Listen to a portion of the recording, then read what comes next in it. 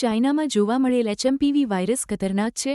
હાલમાં જ એક રિપોર્ટમાં જાણવા મળેલ છે કે ચાઇનાના વુહાનમાં ફરી એક સંક્રમિત વાયરસ ફેલાઈ રહ્યું છે, જેને જોઈ વિશ્વના બધા દેશો એલર્ટ છે, જેમાં ભારતમાં પણ પહેલા બેંગ્લોર અને હવે ગુજરાતમાં પણ આ વાયરસની એન્ટ્રી થઈ ગયેલ હોવાનું જાણવા મળેલ છે, જેને લઈ ભારત સરકાર દ્વારા પણ ગાઈડલાઈન જાહેર કરેલ છે।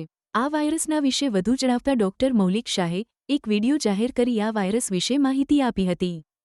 શું ચાઇનામાં જોવા મળેલો હ્યુમન મેટાન્યુમો વાયરસ બહુ ખતરનાક છે? આવો જાણીએ આવતી 1.5 મિનિટમાં। હ્યુમન મેટાન્યુમો વાયરસ એ કોઈ નવો વાયરસ કે ચાઇનામાં ઉદ્ભવેલો કોવિડ-19 જેવો ખતરનાક વાયરસ નથી। આ વાયરસની સૌથી પહેલા જાણ આપણને 2001ની અંદર નેધરલેન્ડ્સની અંદર થઈ હતી। ત્યાર પછી આ વાયરસના જીનોમ અને અન્ય લાક્ષણિકતાઓ ઉપર ખૂબ બધું કામ થયેલું છે। આ વાયરસથી શું થાય છે?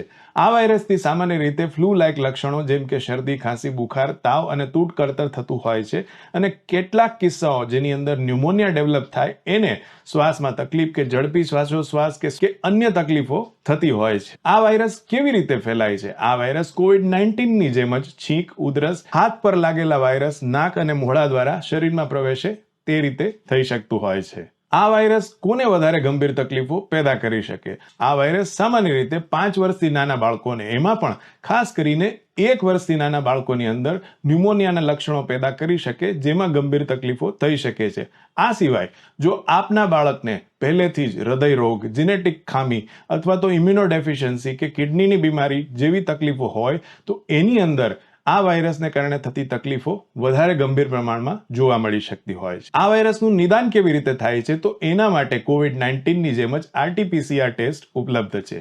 આ વાયરસ માટે હાલ કોઈ રસી કે એન્ટીવાયરલ દવા ઉપલબ્ધ નથી, એટલે સામાન્ય રીતે સિમ્પ્ટોમેટિક એટલે કે લક્ષણોને અનુરૂપ દવા દ્વારા જ હાલ આપણે આની સારવાર કરવાની રહે છે। શું ચાઇનાનો આ ઉપદ્રવ આપણા માટે ખતરનાક છે? સૌથી પહેલા તો સમજી લો કે ચાઇનાની અંદર હાલ જે શરદી, ખાંસી, બુખાર અને ન્યુમોનિયાના કેસીસ વધારે પ્રમાણમાં જોવા મળી રહ્યા છે એની અંદર માત્ર હ્યુમન મેટાન્યુમો વાયરસ નથી, એની અંદર બીજા વાયરસીસ જેમ કે કોવિડ-19, RSV વાયરસ, એડિનો વાયરસ એમ જ કેટલાક બેક્ટેરિયા જેવા કે માઇકોપ્લાઝ્મા ન્યુમોનિયા પણ જોવા મળી રહ્યા છે। એટલે કોવિડ-19ની જેમ એક જ વાયરસથી જે ઉપદ્રવ સર્જાયો હતો એવી પરિસ્થિતિ હાલ નથી। બીજું, આપણે 2001ની સાલથી આ વાયરસ વિશે ઘણું બધું જાણીએ છીએ, એટલે જરૂર પડશે તો ભવિષ્યમાં આના વિરુદ્ધ એન્ટીવાયરલ દવા કે રસી પણ આપણે શોધી શકીએ છીએ। તો ડર અને અફવાને બદલે આ વિડીયો આગળ સ્પ્રેડ કરી અને સાચી વૈજ્ઞાનિક માહિતી ચોક્કસ ફેલાવજો। હાલમાં બનેલી ઘટના કે જેમાં પાટીદાર સમાજની એક યુવતીને પોલીસ દ્વારા પકડીને સરઘસ કાઢવામાં આવેલ, જેના વિરોધમાં આમ આદમી પાર્ટીના નેતા ગોપાલ ઇટાલિયાએ દીકરીને ન્યાય ન અપાવી શક્યા તે બદલ પોતાને 6 પટ્ટા મારીને દીકરીની અને સમગ્ર ગુજરાતની માફી માંગી। અમરેલીની દીકરીને જે પટ્ટા માર્યા છે, હું એમ માનું છું કે હવે ગુજરાતની સભા સુરતમાં ભલે હોય, આ સંબોધન આખા ગુજરાતને છે મારું, હજુ આપણો આત્મા નહીં જાગે તો કેદી જાગશે? આપણો આત્મા જાગી જવો જોઈએ કે આ શું તમાશો હાલે છે, આ કેવી રીતે હાલે? ગુંડાઓ, બુટલેગરો, માફિયાઓ, તોડબાજો, ડ્રગ્સ વાળા, દારૂ વાળા, રેતી વાળા બેફામ ફરે અને નિર્દોષ માણસને પોલીસ સ્ટેશનમાં મારે છે।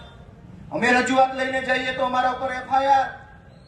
એટલે મેં નક્કી કર્યું છે કે ગુજરાતનો આત્મા જગાડવાનો છે દોસ્તો, અને મેં નક્કી કર્યું છે કે અમે ન્યાય નથી અપાવી શક્યા દીકરીને, અને એટલે દીકરીને જે પોલીસે પટ્ટા માર્યા છે એ પટ્ટા આજે હું ખાઈશ જાહેરમાં, અને મેં નક્કી કર્યું છે કે આ દીકરીના પટ્ટા માર્યા છે એ પટ્ટા મને મળવા જોઈએ, અને ગુજરાતનો આત્મા જાગવો જોઈએ।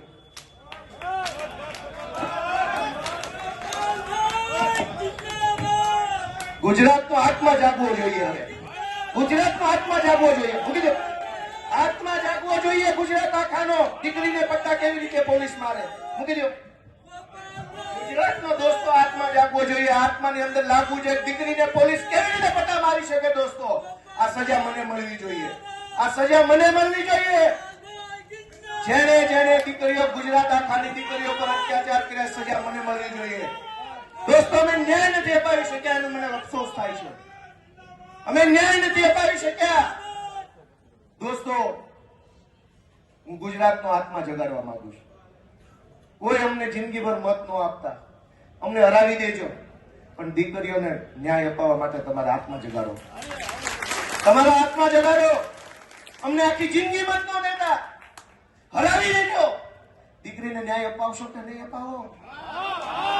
લોક જાણીતા કવિ અને શાયર કુમાર વિશ્વાસે એક સભામાં કરેલી પૂર્વ ટેનિસ ચેમ્પિયન સાનિયા મિર્ઝા પરની અભદ્ર ટિપ્પણીથી આખા ભારતમાં અને વિશ્વભરના સાનિયા મિર્ઝાના ચાહકોમાં ભારે રોષ છે.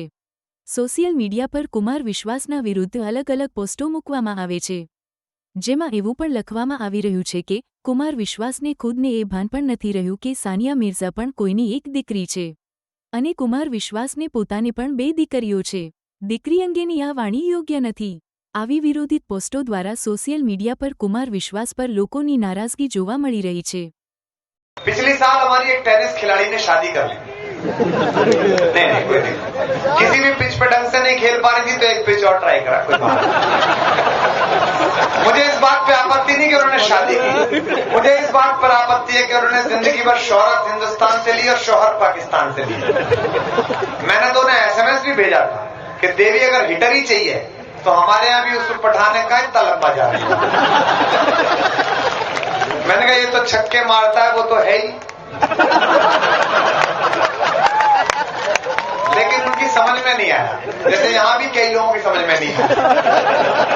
વંથલી તાલુકાના લુવારસર ગ્રામ પંચાયતના સરપંચશ્રીના અધ્યક્ષસ્થાને સામાજિક ઓડિટ ગ્રામસભા યોજવામાં આવેલ, જેમાં જિલ્લા સામાજિક ઓડિટરશ્રી, ગ્રામ પંચાયતના સરપંચશ્રી તથા તલાટી કમ મંત્રીશ્રી, ગ્રામ પંચાયતના સભ્યશ્રીઓ, સરકારશ્રીની વિવિધ યોજનાઓના સંબંધિત કર્મચારીશ્રીઓ, TRP તથા VRP શ્રીઓ, ગ્રામ્ય તકેદારી સમિતિના સભ્યશ્રીઓ તેમજ ગ્રામજનો ઉપસ્થિત રહેલ. વર્ષ 2023થી 2024ના વર્ષમાં થયેલ કામોની રૂબરૂ મુલાકાત લઈ અને VRP શ્રી દ્વારા તૈયાર કરવામાં આવેલ અહેવાલનું TRP શ્રી દ્વારા આજની આ ગ્રામસભામાં વંચાણ કરવામાં આવેલ, તેમજ થયેલ કામોને લગત જરૂરી રેકર્ડ ગ્રામજનોના નિરીક્ષણ માટે ખુલ્લું મૂકવામાં આવેલ. મુખ્યમંત્રી શ્રી ભૂપેન્દ્રભાઈ પટેલ આજે ભારતીય માનક બ્યુરો બેસના 78મા સ્થાપના દિવસ નિમિત્તે ગાંધીનગર ખાતે આયોજિત ક્વોલિટી કોન્ક્લેવમાં ઉપસ્થિત રહ્યા હતા. મુખ્યમંત્રીશ્રીના વડહસ્તે બાળકોમાં માનકીકરણ અને ગુણવત્તાના ધોરણોની સમજમાં વધારો કરતી કોમિક બુક્સનું વિમોચન કરવામાં આવ્યું હતું. તેમજ સંસ્થા દ્વારા આયોજિત માનક ક્વિઝ સ્પર્ધામાં વિજેતા બનેલ બાળકોને પુરસ્કૃત કરવામાં આવ્યા હતા.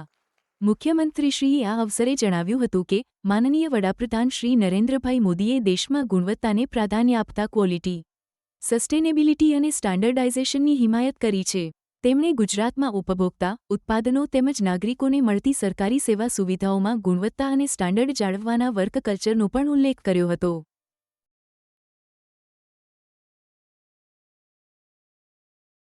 ભારતીય માનક બ્યુરોના 78મા સ્થાપના દિવસ નિમિત્તે આયોજિત કાર્યક્રમમાં આપણી સૌની સાથે મંચ ઉપર ઉપસ્થિત BISના ડાયરેક્ટર શ્રી સુમિત સેંગાર, GCCIના અધ્યક્ષ શ્રી સંદીપભાઈ એન્જિનિયર, BISના સૌ સદસ્યો, સૌ વેપારી મિત્રો, પ્રેસ મીડિયાના મિત્રો, સૌને મારા નમસ્કાર. બ્યુરો ઓફ ઇન્ડિયન સ્ટાન્ડર્ડ આજે 78મા સ્થાપના દિવસ ઉજવે છે, તેવા ગૌરવશાળી અવસરે મને સહભાગી થવાની તક મળી, એ મારા માટે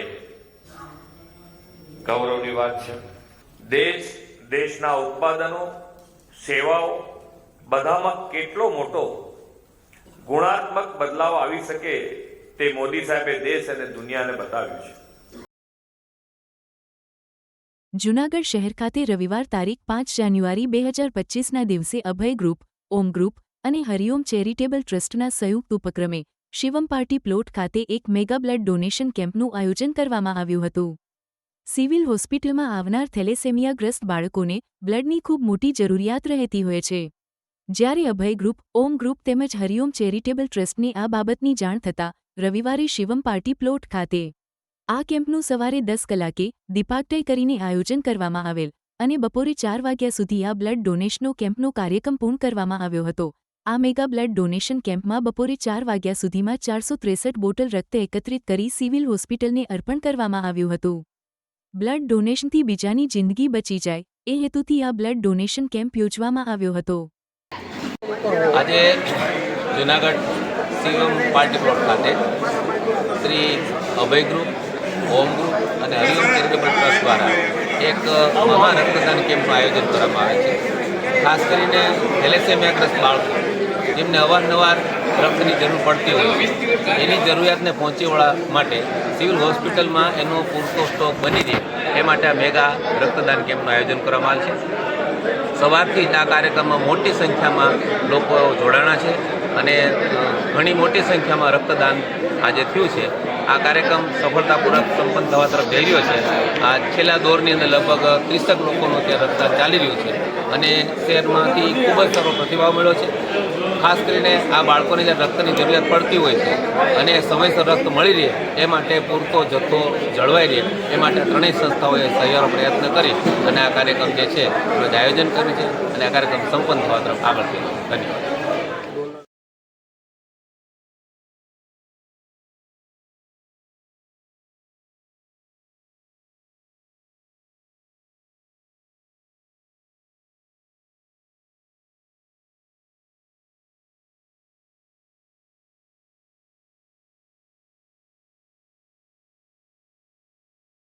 જૂનાગઢ તારીખ 5 જાન્યુઆરીના દિવસે 39મી અખિલ ગુજરાત ગિરનાર આરોહણ અવરોહણ સ્પર્ધા જુસ્સા સાથે રાજ્યના સૌથી ઊંચા પર્વત ગિરનારને સર કરવા માટે 1193 સ્પર્ધકોએ દોટ મૂકી હતી.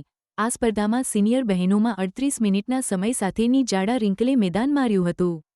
સિનિયર ભાઈઓમાં વાઘેલા શૈલેષભાઈએ 59.14 મિનિટના સમય સાથે ગિરનાર સર કર્યો હતો. જુનિયર બહેનોમાં ગજેરા જશુએ 37.55 મિનિટના સમય સાથે પ્રથમ સ્થાન હાંસલ કર્યું હતું. જ્યારે જુનિયર ભાઈઓમાં સોલંકી અજયકુમારે 1:4.20 મિનિટના સમય સાથે પ્રથમ સ્થાને વિજેતા થયો હતો. વિજેતા સ્પર્ધકોને રોકડ રકમ, પ્રમાણપત્ર અને ટ્રોફી એનાયત કરાયા હતા. મંગલનાથ આશ્રમ ભવનાથ ખાતે યોજાયેલ ઇનામ વિતરણ સમારોહમાં ધારાસભ્ય શ્રી સંજયભાઈ કોરડિયા, જૂનાગઢ જિલ્લા પંચાયત ઉપપ્રમુખ શ્રી મુકેશભાઈ કણસાગરા, જૂનાગઢ જિલ્લા કલેક્ટર શ્રી અનિલકુમાર રાણાવસિયા, પ્રાંત અધિકારી શ્રી ચરણસિંહ ગોહિલ, ડેપ્યુટી કમિશનર શ્રી જામપડા, જિલ્લા યુવા વિકાસ અધિકારી નીતાબેન વાળા સહિતના પદાધિકારીઓ અધિકારીઓના હસ્તે રોકડ પુરસ્કાર, પ્રમાણપત્ર અને ટ્રોફી આપવામાં આવ્યા હતા. ગુજરાત ગિરનાર આરોહણ અવરોહણ સ્પર્ધામાં આપની વચ્ચે બાળકોને સવારથી 6 વાગ્યાથી લઈ અને અત્યાર સુધી સતત તમને પ્રોત્સાહનમાં જે આપની વચ્ચે ઉપસ્થિત રહ્યા છે એવા માનનીય ધારાસભ્ય શ્રી સંજયભાઈ કોરડિયા આપની વચ્ચે ઉપસ્થિત છે. હું સાહેબનું હાર્દિક સ્વાગત કરું છું, સાહેબને આવકારું છું આ કાર્યક્રમમાં. સાથે સાથે આ સમગ્ર જે સ્પર્ધાનું આયોજન સતત જેના માર્ગદર્શક વિશે થયું છે એવા આપણા જિલ્લાના માનનીય કલેક્ટર શ્રી અનિલ રાણાવસિયા સાહેબ આપની વચ્ચે ઉપસ્થિત છે. હું સાહેબનું પણ હાર્દિક સ્વાગત કરું છું અને સાહેબને આવકારું છું. 39મી ગુજરાત રાજ્ય કક્ષાની આજની આ આરોહણ અવરોહણ સ્પર્ધામાં ઉપસ્થિત કાર્યક્રમના અધ્યક્ષ એવા માનનીય ધારાસભ્ય શ્રી સંજયભાઈ કોરડિયાજી, જિલ્લા પંચાયતના ઉપપ્રમુખ શ્રી કણસાગરાજી, મારા એસડીએમ શ્રી ડીવાયએમસી, જિલ્લા યુવા વિકાસ અધિકારી અને સમગ્ર ટીમ, આયુષ હોસ્પિટલ અને આ કાર્યક્રમ જેનાથી દીપ્યો છે એવા ખેલાડી ભાઈઓ અને બહેનો અને પત્રકાર મિત્રો. આમ તો તમે બધા બહુ થાકી ગયા હશો, સવારથી લઈને ઉપર ગયા પાછા આવ્યા. હા, એટલે બહુ શોર્ટમાં જ વાત કરીશું. કાર્યક્રમની તૈયારી અમારે લોકોએ જે કરવાની હોય છે એક માત્ર સપોર્ટિંગ રોલ છે અમારો. એમ કહેવાય ને કે પરીક્ષા આપવાનું હોય તમારે, પણ જેમ તમે પરીક્ષા આપતા હોય તો તમારા મા બાપ જે છે એ તમારા માટે બધી સુવિધાઓ ઘરમાં ઊભી કરે કે મમ્મી. છત્તીસગઢના બીજાપુર પાસે એક આતંકવાદી હુમલો થયાના અહેવાલ મળેલ છે, જ્યાં 9 લોકોથી ભરેલા વાહનમાં આઈઈડી બ્લાસ્ટ કરવામાં આવ્યો હતો. આ હુમલામાં 8 ડીઆરજી જવાનો અને એક ડ્રાઈવર મળીને કુલ 9 લોકોનું મૃત્યુ થવાનો ખુલાસો થયો છે. આ હુમલો નક્સલવાદીઓ દ્વારા કરાયેલ હોવાનું જાણવા મળેલ છે.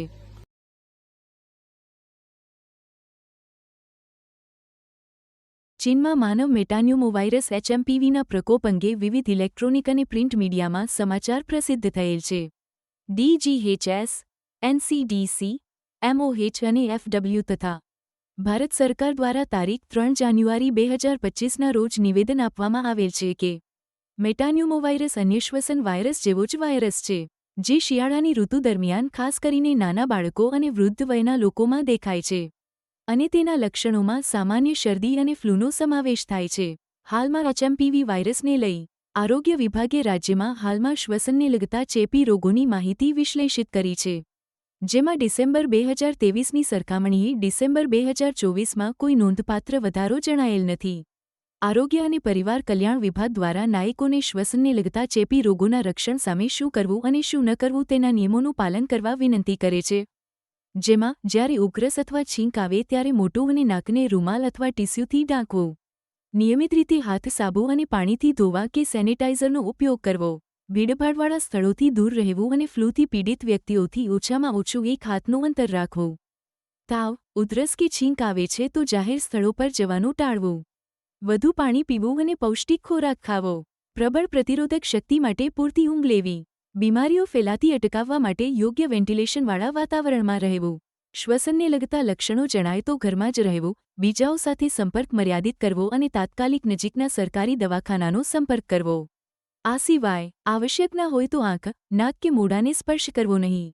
ચેપગ્રસ્ત વ્યક્તિએ વ્યક્તિગત ચીજવસ્તુઓ જેમ કે ટુવાલ, માલ અથવા અન્ય વાસણો બીજા વ્યક્તિના સંપર્કમાં કે ઉપયોગમાં ન આવે તેનું ધ્યાન રાખવું. જાતે દવા લેવાનું ટાળવું. લક્ષણોમાં વધારો દેખાય તો આરોગ્ય કર્મચારીનો સંપર્ક કરવો. ગભરાશો નહીં, સાવચેતી એ જ સલામતી હોય. આ માર્ગદર્શિકાનું અવશ્ય પાલન કરવું. આવનાર સમયમાં યોજાનાર દિલ્હીની ચૂંટણીને અનુલક્ષીને મજલિસ-એ-ઇત્તેહાદુલ મુસ્લિમીનના પ્રમુખ અસદુદ્દીન ઓવૈસી દ્વારા આમ આદમી પાર્ટી નેતા અને પૂર્વ મુખ્યમંત્રી અરવિંદ કેજરીવાલ અને તેમની સરકારને એક ઇન્ટરવ્યૂમાં આકરા પ્રહારો કરવામાં આવેલ. અને આમ આદમી પાર્ટી દ્વારા કરવામાં આવેલ કાર્યોમાં જે ખામીઓ રહેલ છે તેના વિશે જણાવેલ. અને અલ્પસંખ્યક સમાજ સાથે થતા વર્તન વિશે નારાજગી જાહેર કરેલ. અને કહેલ કે જ્યાં અલ્પસંખ્યક સમાજના લોકો રહે છે તેવા એરિયામાં તેમના માટે કોઈપણ કાર્યો કરવામાં આવેલ નથી. અને આ સમાજને તેમની જરૂરી વ્યવસ્થાઓ દિલ્હી સરકાર દ્વારા પૂરી આપવામાં આવતી નથી. दिल्ली में जितनी विधानसभाओं में जहां पर अल्पसंख्यक समाज खास तौर से मुसलमान रहते हैं, आप जाकर उन इलाकों को देख लीजिए. मीडिया से मैं रिक्वेस्ट को जाकर देखिए वहां पर क्या बुरा हाल करके रख दिए. दिल्ली का कचरा लाकर जहां पर अल्पसंख्यक समाज के मुसलमान रहते हैं वहां पर लाकर उसको फेंकते हैं. ये इनका जो बड़ा ड्रामा होता है केजरीवाल का कि हम क्लिनिक बनाए, स्कूल बनाए. कहां बनाया तुमने बताओ जहां पर अल्पसंख्यक समाज के मुसलमान रहते हैं. और तुम्हारा जो सरकार का जो परफॉर्मेंस है, डेवलपमेंट सब झूठा है, बकवास है. जाकर आप देखिए वहां पर जहां मुसलमान रहते हैं. चौथी बात यह है कि जो लोग जेलों में हैं उनके ताल्लुक से एक लफ्ज तो नहीं बोलते. जो उनके पार्टी के लोग भी हैं, भूल गए उन लोगों को. केजरीवाल को बेल हो गई, सिसोदिया को बेल हो गई, इनके तमाम नेताओं को बेल हो जाती है. और जब दिल्ली में जेनोसाइड हो रहा था, ठीक है, लॉ एंड ऑर्डर इनके पास नहीं है, मगर आप क्या करते हैं मुख्यमंत्रियों पर राजघाट पे जाके बढ़ी आते हैं. आप मरने वालों को एस ग्रेशिया का जो पैसा देते हैं उसमें भी आप कम्युनिज्म करते हैं. तो ये सब ड्रामेबाजी हो रही है. रियल डेवलपमेंट जहां होने का है, जहां पर दलित और मुसलमान रहते हैं, कुछ नजर नहीं आता हमको. અજમેર શરીફમાં ચાલી રહેલ હજરત ખ્વાજા ગરીબ નવાજના ઉર્સ નિમિત્તે ભારતના વડાપ્રધાન નરેન્દ્ર મોદી દ્વારા ચાદર મોકલવામાં આવેલ. જ્યાં એક તરફ અજમેર શરીફ દરગાહમાં શિવ મંદિર હોવાનો મુદ્દો કોર્ટમાં મૂકવામાં આવેલ છે, ત્યારે ભારતના વડાપ્રધાન દ્વારા ખ્વાજા ગરીબ નવાજની દરગાહ પર મોકલવામાં આવેલી ચાદરના કારણે ઘણા લોકોમાં વિવાદ પણ થતો જોવા મળેલ છે. આ ચાદર લઈ મિનિસ્ટ્રી ઓફ માઇનોરિટીના નેતા કિરેન રિજિજુ ગયેલ અને તેમણે દરગાહમાં ચાદર પણ ચડાવેલ. અને કહેલ કે અહીંયા કોઈપણ પ્રકારનો વિવાદ થવો શક્ય નથી. આ ઉપરાંત દરગાહના ખાદીમો દ્વારા દુઆઓ પણ કરવામાં આવેલ. मौके के ऊपर हमारे अक़लियती उमूर के वजीर जनाब किरेन रिजिजू साहब और जनाब जमाल सिद्दीकी साहब भी लोग आपकी बारगाह में ज़ियारत करने आए हैं, गरीब नवाज की बारगाह में. और हुजूर आपकी बारगाह के अंदर जो उन्होंने चादर पेश की है गरीब नवाज साहब की जानिब से उस चादर पोशी को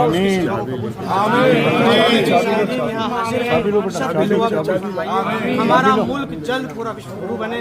हमारे मुल्क का डंका जिस तरह दुनिया में बज रहा है, इसी तरह पूरी दुनिया में हमारे वतन का डंका बजे. हमारा वतन शाद रहे, हमारा वतन आबाद रहे. ला इलाहा इल्लल्लाह.